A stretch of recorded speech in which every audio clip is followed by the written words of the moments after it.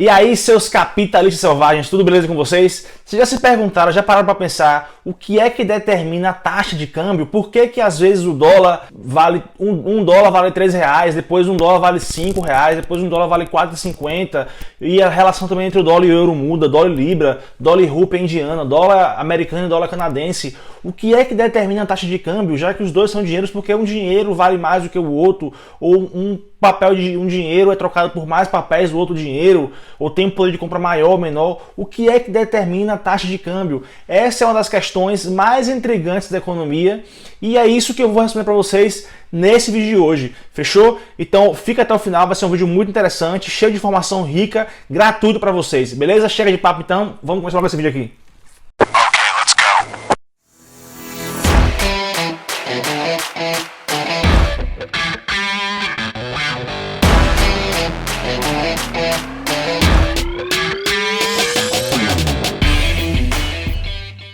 E aí moçada, muito bem-vindos ao meu canal, meu nome é Jorge Gonzaga, eu falo diretamente de Graz, na Áustria, inclusive nesse momento eu estou a 1.500 km da capital ucraniana, Kiev, onde está acontecendo um problema lá que eu não posso nem citar aqui no YouTube, porque senão, se eu citar algumas palavras o YouTube vai cortar meu vídeo, sei lá, vai diminuir o alcance do meu vídeo, então você sabe o que está acontecendo. Por enquanto estou tranquilo, não estou com medo, mas enfim, muito bem-vindos ao meu canal, se você não me conhece, meu nome é Jorge Gonzaga. Aqui eu falo majoritariamente sobre economia, finanças e investimentos. Se você se interessa por esse tema, te convido a se inscrever no canal. É o agradecimento que eu peço, é o pagamento que eu peço a vocês. Hoje é domingo, eu tô inclusive com o pé torcido, eu tive uma lesão jogando futebol e rompi 2 ligamentos do tornozelo. Mesmo assim, tô aqui assiduamente gravando vídeo, gravando conteúdo para vocês, gratuito. Então, como agradecimento e como pagamento a vocês, para vocês não custa nada, para mim vale muito. Aperta aqui embaixo esse botãozinho vermelho para se inscrever no canal e acompanhar todo o vídeo que eu posto por aqui semanalmente, sempre conteúdo muito brabo, muito rico e gratuito para vocês. E também dá o like, porque isso me ajuda, aumenta o alcance do meu vídeo, beleza? Não peço mais nada a vocês, então vamos direto agora ao conteúdo do vídeo, que é isso que você veio fazer aqui. Você veio descobrir o que é que determina a taxa de câmbio, por que que o câmbio, ora é um preço, ora é outro preço, por que que as relações entre moedas de países é sempre diferente. Bom, primeiro eu quero que vocês entendam que o dinheiro, como qualquer outra mercadoria, ele também é uma mercadoria. Eu já comentei isso aqui em vários vídeos do canal sobre Bitcoin, sobre inflação, sobre oferta monetária, sobre questões monetárias da origem do dinheiro, que o dinheiro, na verdade, ele é uma mercadoria que ele tem uma função específica diferente da função de outras mercadorias. Por exemplo, a televisão é uma mercadoria que tem função de te entreter. O dinheiro é uma mercadoria que tem função de servir como moeda de troca, como reserva de valor, como unidade de conta, mas é uma mercadoria com a sua função específica. Então, o dólar americano e o real brasileiro são mercadorias diferentes. Agora eu vou fazer um paralelo com vocês. Pense em alguma outra mercadoria. Eu peguei como exemplo a Alexa da Amazon e esse relógio aqui na Amazon. São duas mercadorias. Do ponto de vista da Amazon, que ela está te vendendo o relógio, pense que a Amazon não está te vendendo o relógio. Ela está comprando os seus reais, te dando o relógio. Você compra o relógio da Amazon, dando os seus reais para a Amazon, e a Amazon compra os seus reais de você, dando o relógio. Qual é o poder de compra desse relógio? Esse relógio ele tem um poder de compra de R$ 2.546, ou seja, o relógio ele consegue comprar de você R$ 2.546. E qual é o poder de compra da Alexa? O poder de compra da Alexa é R$ 379, ou seja, ela consegue comprar de você R$ 379. Beleza. Com a moeda é a mesma coisa. A moeda, cada moeda tem um certo poder de compra. O que é que o dólar consegue comprar? O que é que R$1 consegue comprar? E é essa paridade entre poder de compra de moedas que no longo prazo define ou deveria definir qual é o câmbio.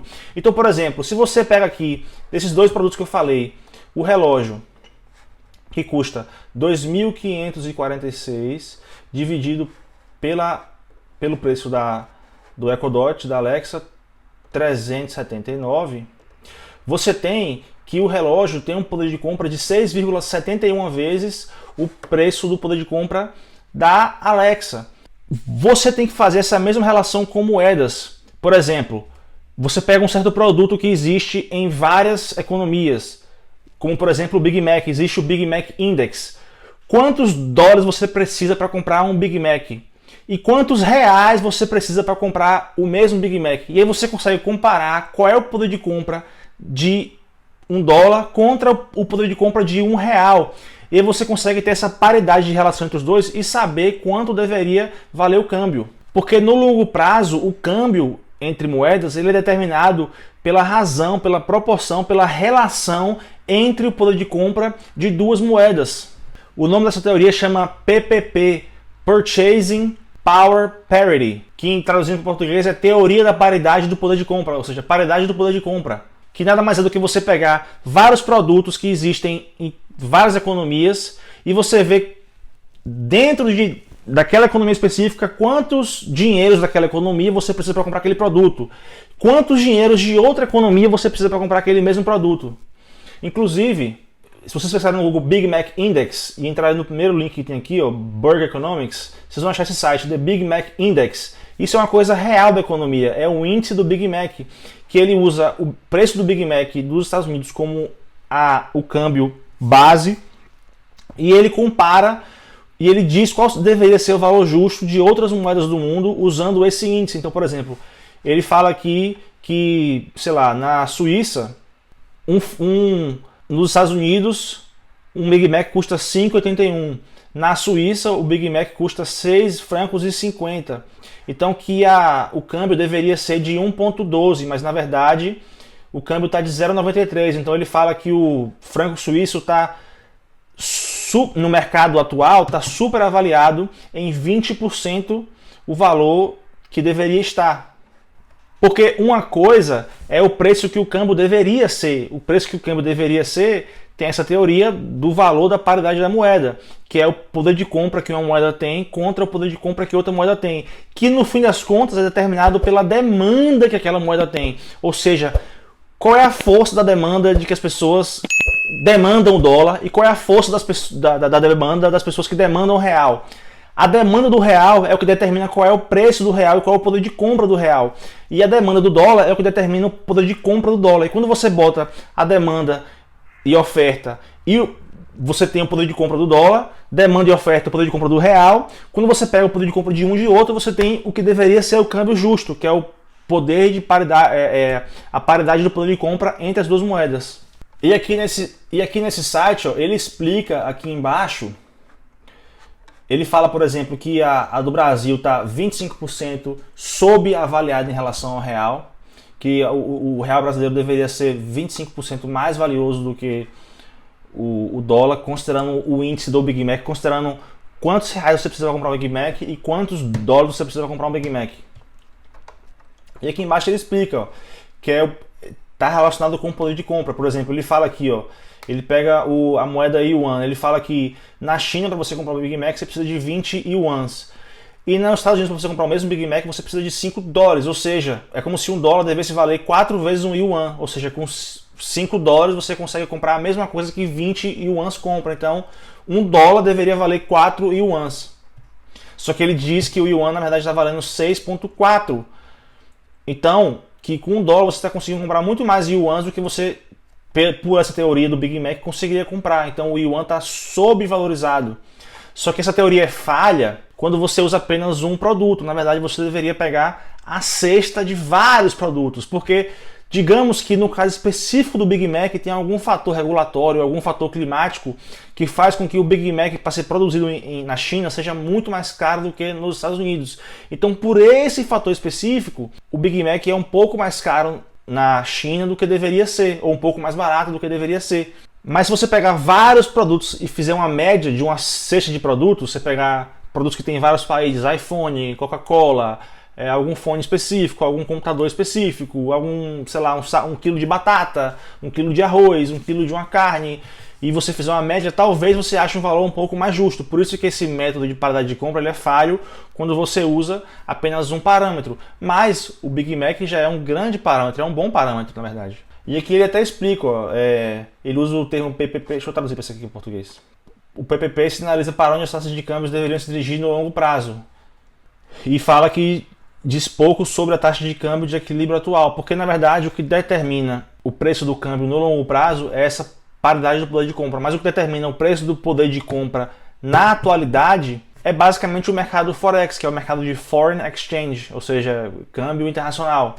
que é o mercado de câmbio, que é o maior mercado do mundo. Pessoas, especuladores, estão comprando e vendendo dinheiro, câmbio, fazendo câmbio o tempo inteiro. E eles estão fazendo essas compras e vendas baseadas na expectativa futura de que eles vão ter. É igual quando você compra ação, é igual quando você compra um imóvel que você acha que está barato. Você acha que um certo imóvel deveria valer 500 mil, mas tem um cara que está desesperado para vender aquele imóvel por 400 mil. Você fala, nossa, eu sei que esse imóvel eu consigo vender por pelo menos 500 mil, mas esse cara está vendendo por 400 mil por desespero, sei lá por quê. Então eu vou comprar. Então não necessariamente o valor pelo qual um ativo está sendo negociado agora é o valor pelo qual ele deveria valer. As pessoas discordam em opinião sobre quanto deveria valer um ativo ou não. O mesmo acontece com o real, com o dólar, com o câmbio, com o euro, com a libra. Então é por isso que o valor do câmbio hoje, ele não necessariamente reflete o poder de paridade de compra das moedas. Mas o que se entende é que no longo prazo, o preço do câmbio vai convergir para o que o PPP está dizendo, o que a paridade do poder de compra está dizendo.